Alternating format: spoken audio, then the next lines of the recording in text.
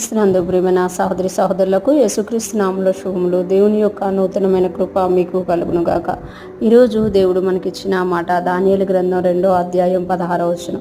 అప్పుడు దానియేలు రాజు సన్నిధికి పోయి స్వప్నభావమును తెలియజేపుటకై తనకు సమయము దయచేయమని రాజును బతిమాలెను.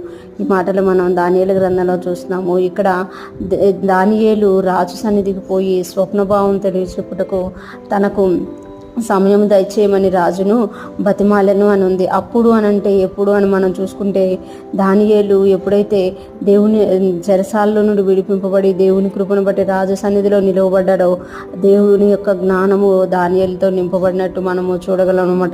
దానియేలు ఎప్పుడైతే 10 రెట్లు శ్రేష్టమైన జ్ఞానం కలిగి ఉన్నారో దుష్టుడు వెంటనే ఒక ప్లాన్ వేసినట్టుగా మనము చూడగలం అనమాట. అదేంటి అని అంటే రాజుకు కళ వచ్చి మర్చిపోతే ఆ కళ అక్కడ ఉన్నోడు చెప్పలేకపోయినప్పుడు దానియేలుని తన స్నేహితుల్ని చంపించాలి అని వాళ్ళ కుట్ర పన్నుతున్నప్పుడు దానియేలు వెళ్ళి తన యొక్క నపుంసకుల అధిపతిని వేడుకున్నప్పుడు రాజు దగ్గరికి వెళ్ళడానికి అతడు మార్గం తెరిచాడు. అప్పుడు దానియేలు రాజు సన్నిధికి పోయి అంటే దానియేలు వెంటనే రాజు సన్నిధికి వెళ్ళలేరు. ఎందుకంటే రాజుల సముఖంలోకి వెళ్ళాలి అని అంటే ముందు పర్మిషన్ తీసుకోవడం. అలాగే దానియేలు ఎప్పుడైతే ఆ పర్మిషన్ దొరికిందో వెంటనే రాజు సన్నిధికి పోయి స్వప్నభావమును తెలియజేపుటకు తనకు సమయం దయచేయమని రాజును బతిమాలుకున్నాను. అంటే సమయం తీసుకుంటున్నారు. నేను ఈ స్వప్నభావాన్ని తెలియజేస్తాను, నాకు సమయము దయచేయండి అని రాజును ఏం చేశారంట బతిమాలెను అని ఉంది అక్కడ.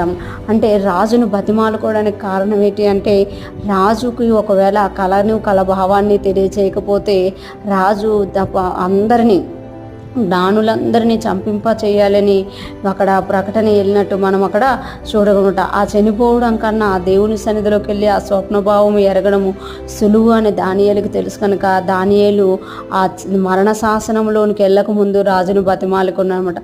ఆ స్వప్నభావం తెలియచేయడానికి తనకు సమయము దయచేయమని రాజును బతిమాలుకున్నట్టే రాజు సమయం ఇచ్చారు.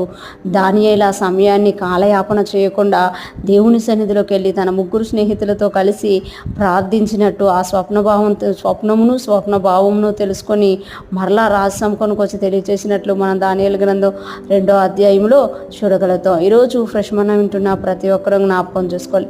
దానియేలు ఎప్పుడైతే తనకు ఒక సమస్య వచ్చినప్పుడు మరణకరమైన ప్రాబ్లం వచ్చినప్పుడు దేవుని సన్నిధిలోకి వెళ్ళడానికి ముందు రాజు దగ్గర పర్మిషన్ తీసుకున్నారు.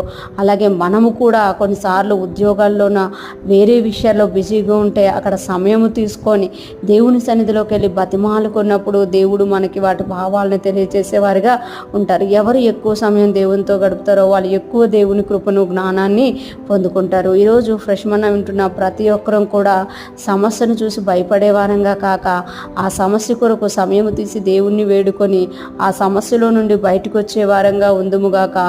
దేవుని కృప మనందరికీ తోడై ఉండి నడిపించునుగాక. ఆమేన్.